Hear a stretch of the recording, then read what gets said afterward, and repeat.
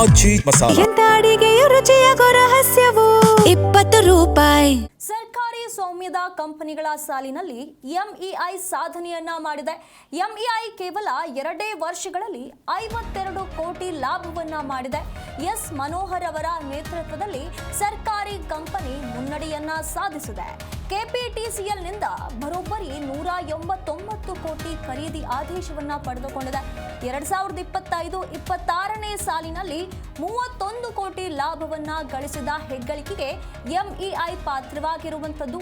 ಸಚಿವ K J George ಅವರ ಸಹಕಾರದಿಂದ ಭರ್ಜರಿ ಯಶಸ್ಸನ್ನ ಈ ಕಂಪನಿ ಸಾಧಿಸಿರುವಂಥದ್ದು. ಸರ್ಕಾರಿ ಸ್ವಾಮ್ಯದ ಕಂಪನಿಗಳ ಸಾಲಿನಲ್ಲಿ the Mysore electrical industries limited ಅಂತಂದ್ರೆ ಎಂಇಐ ಈ ರೀತಿಯಾದಂತಹ ದೊಡ್ಡ ಸಾಧನೆಯನ್ನ ಮಾಡಿರುವಂಥದ್ದು. ಎಂಇಐ ಬೆಂಗಳೂರಿನ ಯಶವಂತಪುರದಲ್ಲಿರುವಂತಹ ಕರ್ನಾಟಕ ಸರ್ಕಾರದ ಸ್ವಾಮ್ಯದ ಪ್ರಮುಖ ವಿದ್ಯುತ್ ಉಪಕರಣಗಳ ತಯಾರಿಕಾ ಕಂಪನಿ ಆಗಿರುವಂಥದ್ದು. ಕಳೆದ 2 ವರ್ಷಗಳಲ್ಲಿ ಬರೋಬ್ಬರಿ 52 ಕೋಟಿ ಲಾಭದಲ್ಲಿ ಎಂಇಐ ಸದ್ಯ ಇರುವಂತಹ ಈ ಒಂದು ಹೊಸ ಸಾಧನೆಯನ್ನ ಮಾಡಿರುವಂಥದ್ದು. ಒಂದು ಸರ್ಕಾರಿ ಸ್ವಾಮ್ಯದ ಕಂಪನಿಯಾಗಿಯೂ ಕೂಡ ಇಂಥದ್ದೊಂದು ಸಾಧನೆಯನ್ನ ಮಾಡಿ ಭಾರಿ ಹೆಗ್ಗಳಿಕೆಗೆ ಪಾತ್ರವಾಗಿರುವಂಥದ್ದು.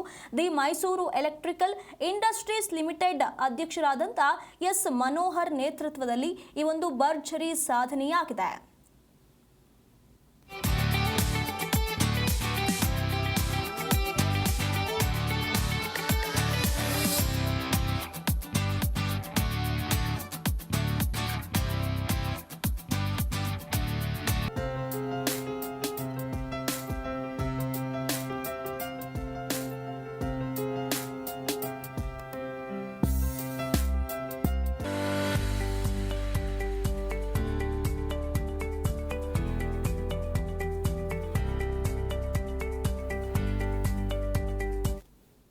ನಾನು 2024 ಮಾರ್ಚ್ನಲ್ಲಿ ರಾಜ್ಯ ಸರ್ಕಾರ ನನ್ನನ್ನು ಈ ಸಂಸ್ಥೆಗೆ ಅಧ್ಯಕ್ಷನಾಗಿ ನೇಮಕ ಮಾಡ್ತು. ಆ ಸಂದರ್ಭದಲ್ಲಿ 2023-24ನೇ ಸಾಲಿನಲ್ಲಿ ಸುಮಾರು ಒಂದು 3.5 ಕೋಟಿಯಿಂದ 5 ಕೋಟಿವರೆಗೂ ಈ ಸಂಸ್ಥೆ ನಷ್ಟದಲ್ಲಿತ್ತು.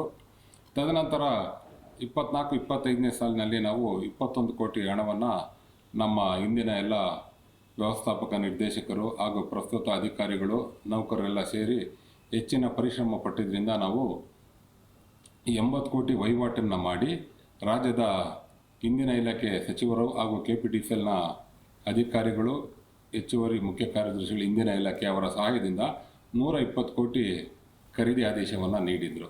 ನಂತರ 24-25ನೇ ಸಾಲಿನಲ್ಲಿ 189 ಕೋಟಿ ಖರೀದಿ ಆದೇಶವನ್ನು ರಾಜ್ಯ ಸರ್ಕಾರ ನಮಗೆ ಇಂದಿನ ಇಲಾಖೆ ನೀಡಿತು. ಮಾನ್ಯ ಕೆಜೆ ಜಾರ್ಜ್ ಸಾಹೇಬರು ನಮಗೆ ಹೆಚ್ಚಿನ ಆಸಕ್ತಿಯನ್ನು ವಹಿಸಿ ನಮ್ಮ ಸಂಸ್ಥೆಗೆ ಬಹಳ ಆರ್ಥಿಕವಾಗಿ ಸಹಾಯ ಮಾಡುವ ನಿಟ್ಟಿನಲ್ಲಿ ಕೆಪಿಟಿಸಿಎಲ್ ಮೂಲಕ ಎಲ್ಲ ಎಸ್ಕಾಮ್ಗಳ ಮೂಲಕ ನಮ್ಮ 11 kV ಸ್ವಿಚ್ ಗೇರ್ ಏನಿದೆ ಬ್ರೇಕರು ಅದನ್ನು ಎಂಇಐಲೇ ಖರೀದಿ ಮಾಡಬೇಕಂತ ಆದೇಶ ನೀಡಿ 4G ಅಡಿಯಲ್ಲಿ 189 ಕೋಟಿ ಖರೀದಿ ಆದೇಶವನ್ನು ನೀಡಿದರು. ಪ್ರಸ್ತುತ 26-27ನೇ ಸಾಲಿನಲ್ಲೂ ಸಹ ನಮ್ಮ ಕೆಪಿಟಿಸಿಎಲ್ನ ವ್ಯವಸ್ಥಾಪಕ ನಿರ್ದೇಶಕರು ಈಗ 4G ಅಡಿಯಲ್ಲಿ ಖರೀದಿ ಆದೇಶವನ್ನು ನೀಡಿದ್ದಾರೆ.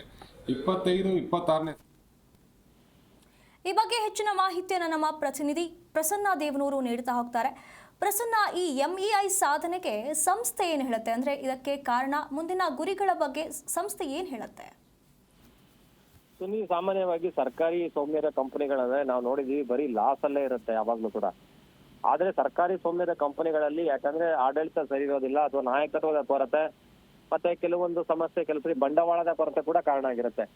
ಆದ್ರೆ ಈ ಒಂದು ಏನು ಈ ಮೈಸೂರು ಎಲೆಕ್ಟ್ರಿಕಲ್ ಇಂಡಸ್ಟ್ರಿ ಲಿಮಿಟೆಡ್ ಇದೆಯಲ್ಲ, ಇದಕ್ಕೆ ಒಂದು ಇತಿಹಾಸನೇ ಇದೆ. ಈ ಒಂದು ಕಂಪನಿಗೆ ಯಾವಾಗ ಎಸ್ ಮನೋಹರ್ ಅವರು ಅಧ್ಯಕ್ಷರಾಗಿ ಆಯ್ಕೆಯಾಗಿ ಬರ್ತಾರೆ, ಅದಕ್ಕಿಂತ ಹಿಂದೆ 5 ಕೋಟಿ ಲಾಸ್ ಅಲ್ಲಿದ್ದಂತ ಈ ಒಂದು ಕಂಪನಿ ಇವತ್ತು ಬರೋಬ್ಬರಿ 52 ಕೋಟಿ ಲಾಭದಲ್ಲಿದೆ. ಇದಕ್ಕೆಲ್ಲ ಕಾರಣ ಅಂದ್ರೆ ನಾಯಕತ್ವದ ಗುಣ. ಎಸ್ ಮನೋಹರ್ ಅವರು ಬಂದ ನಂತರ ಕೆಜೆ ಜಾರ್ಜ್ ಅವರ ಸಹಕಾರದೊಂದಿಗೆ ಏನು ಕೆಪಿಟಿಸಿಎಲ್ ಇದೆ ಅದ್ರ ಮೂಲಕ ಎಸ್ಕಾಂಗಳಿಗೆ ಉಪ ಕೇಂದ್ರಗಳನ್ನ, ಡಿಸ್ಟ್ರಿಬ್ಯೂಷನ್ ಕೇಂದ್ರಗಳನ್ನ ಏನು ಹಾಕ್ಲಿಕ್ಕೆ ಅಲ್ಲಿ ಏನು ಬಳಸ್ತಾ ಇದ್ದಾರೆ ಎಲೆಕ್ಟ್ರಿಕಲ್ ಎಕ್ವಿಪ್ಮೆಂಟ್ಸ್ ಏನಿದೆ ಅವೆಲ್ಲವನ್ನೂ ಕೂಡ ಖರೀದಿ ಮಾಡುವಂತಹ ಒಂದು ಆರ್ಡರ್ ಗಳನ್ನ ಈ ಒಂದು ಕಂಪನಿ ಮೂಲಕ ಕೊಡಿಸುವಲ್ಲಿ ಮನೋಹರ್ ಅವರು ಸಫಲ ಆಗ್ತಾರೆ. ಇದರಿಂದ ಹಿನ್ನೆಲೆಯಲ್ಲಿ 24-25ರಲ್ಲಿ ನೋಡಿ, 24-25ರಲ್ಲಿ 21 ಕೋಟಿ, 25-26ರಲ್ಲಿ 121 ಕೋಟಿ ವಹಿವಾಟು ನಡೆಸ್ತಾರೆ.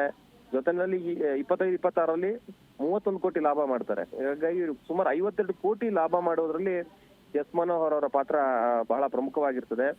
ಈ ಒಂದು ಉದ್ಯಮ ಇದೆಯಲ್ಲ, ಇದು ಮುಖ್ಯವಾಗಿ ಸ್ವಿಚ್ ಗೇರ್ಗಳನ್ನ ಮಾಡುವಂತದ್ದು, ಇವುಗಳನ್ನ ಬಳಸುವ ಇಂತಹ ಒಂದು ಸ್ವಿಚ್ ಗೇರ್ ಸಿಸ್ಟಮ್ಗಳು ಏನಂದ್ರೆ ಉಪಕೇಂದ್ರಗಳಲ್ಲಿ ಬಳಕೆ ಆಗ್ತದೆ. ಇದು ಏಷ್ಯಾದಲ್ಲೇ ಮೊಟ್ಟ ಮೊದಲ ಬಾರಿಗೆ ಸ್ಥಾಪನೆ ಆಗಿದ್ದಂತ ಒಂದು ಕಂಪನಿ ಇದು.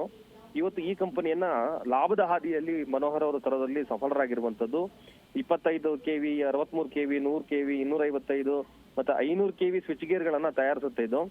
ಇಲ್ಲಿ ನಿಮಗೆ ಗೊತ್ತಿರಬಹುದು, ಇಸ್ರೋದಲ್ಲೂ ಕೂಡ ಇದನ್ನ ಏನು ಈ MEI ತಯಾರಿಸಿದ ಬ್ರೇಕರ್ಸ್ ಗಳನ್ನ ಇಸ್ರೋದಲ್ಲಿ ಬಳಕೆ ಮಾಡ್ತಾರೆ. ಆ ಹಿನ್ನೆಲೆಯಲ್ಲಿ ಇದಕ್ಕೆ ಬಹಳ ಪ್ರಮುಖವಾದಂತಹ ಒಂದು ಸ್ಥಾನಮಾನ ಇರುವಂತದ್ದು.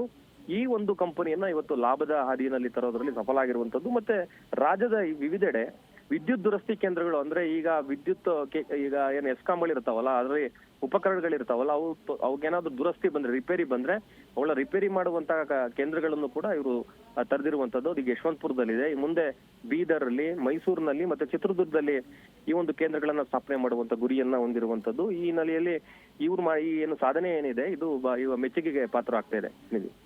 ಧನ್ಯವಾದಗಳು ಪ್ರಸನ್ನ, ನಿಮ್ಮೆಲ್ಲ ಮಾಹಿತಿಗಾಗಿ.